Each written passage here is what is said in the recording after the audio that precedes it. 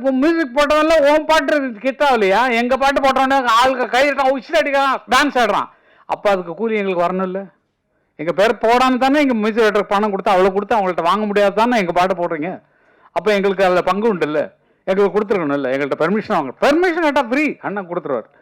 இப்போ கேட்காம போடுறது தான் அவருக்கு கோவம் வர்றது காரணம். எங்கிட்ட கேட்கல, எங்கிட்ட பெர்மிஷன் வாங்கலை அப்படின்னு சொல்லி சண்டை போடுறது காரணம் பணத்தை ஆசை இல்லை சார், கொட்டி கிடக்கு சார்.